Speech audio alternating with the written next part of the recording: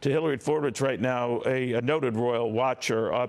Hilary, we knew this day was coming. It seemed to come very fast this particular week. As I said, with Greg, she was meeting with Liz Truss, the new prime minister, and allowing her to form a cabinet and get another government going, as she had with 14 other prime ministers. Do we know what exactly happened here, what she was battling? Well, Neil, you're absolutely right. Liz Truss went to Balmoral on Tuesday. It's actually formerly known as a long-standing tradition, the kissing of the hands. No longer they're the actual kissing of the hands. Historically, the Prime Minister did used to kiss the monarch's hand. The Queen obviously has had mobility problems. She loved to ride. She would always ride at Balmoral, and she hasn't this year. The mobility issues had gotten the best of her. Most unfortunately, we don't have many more issues or information about the issues that her health had taken such a downturn. But Neil, if I might take this moment to mention to our American audience, there's some things I don't know if many Americans actually know that, for example, 9/11, the Queen had the Guard play the American national anthem right outside of Buckingham Palace. So she had a great affinity for the US, and there were things that she did in moments like that. And I hope that at this time, what we all take away from this is her incredible sense of duty. And may we all look to her as somebody who didn't talk about herself, who didn't focus on her own issues. We didn't know a lot about her health because she didn't talk about it. She didn't complain, and she didn't explain. That's a good way to put it. She didn't complain, she didn't explain. But Hilary, I'm always fascinated by the number of prime ministers, number of presidents she's met. And she never tipped her political hand, who she leaned toward. Her official duty was allowing an outgoing prime minister to leave and an incoming one to set up, a cabinet and get things going. I don't remember an occasion where she said, no, I'm thinking twice, you're not going to set up, I don't like you. And she had no power in that regard. But it was that official duty that she took very, very seriously. And she looked askance at any family members who veered into areas she didn't think they belonged. Could you explain that to me? Yes, a few things there, Neil. In fact, actually, you mentioned about the longevity of her reign. Don't forget, her first prime minister was Winston Churchill. Wow. Anybody under the age of 80 probably certainly doesn't remember any other monarch. Her father, King George VI, she did come to the throne at a very young age. It was at 21 that she said whether her life be long or short, that she would consider her duty to serve. And she invited the entire Commonwealth to serve with her. She was also dedicated to the Commonwealth, very importantly. I think it's interesting, actually, to think about what President Trump said, actually, immensely recently. He was on GB News today. I've heard lots of this from the UK. And he was asked about his meeting with her. And he said that he pressed her a number of times as to who her favorite American president was. And she said, I liked them all. And he asked again, who was your favorite American president? And she said, I liked them all. And then he asked her about her favorite president, about her English favorite prime minister. And she said, oh, I love them all.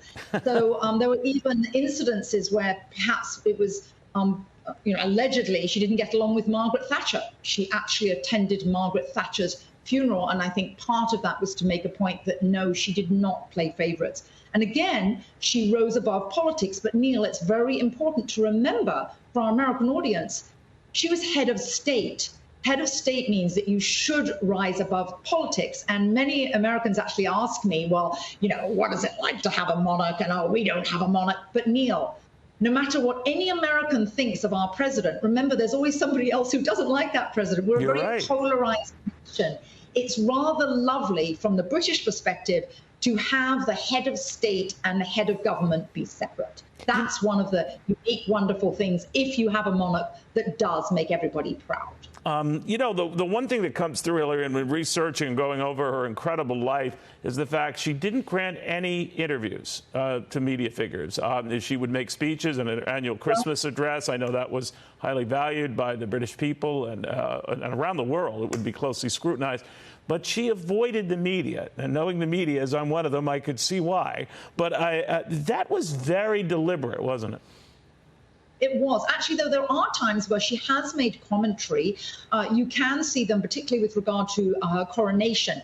And she was shown her crown and she was talking about how heavy it was. So you actually can find quite a bit online about her, with her speaking about her role and about how she has viewed things. She doesn't really talk about her feelings, but she did view things in a certain manner, and she would address those. Family was extremely important to her. The family of the Commonwealth was extremely important to her.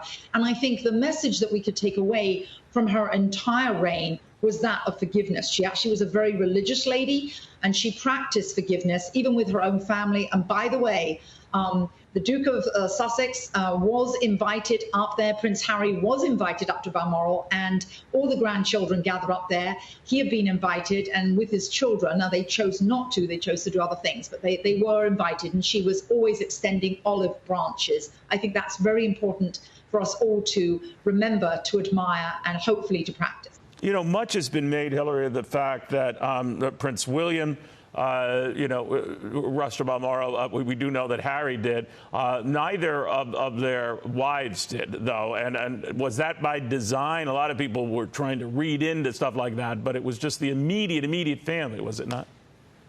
Well, I think correct, Neil. I do think, yes, it was just her immediate children and her immediate grandchildren. Why? This is a time when family comes first. And I don't think that there was anything particularly of any slight. The Duchess of Cambridge, of course, has 3 young children. And, of course, the heir to the throne there, young Prince George. So she had to be taking care of them from school also. And, of course, this happened and occurred in the evening in England. Right. And, of course, Balmoral at Scotland. I'm curious now, this so-called London Bridge planning for this 10-day event.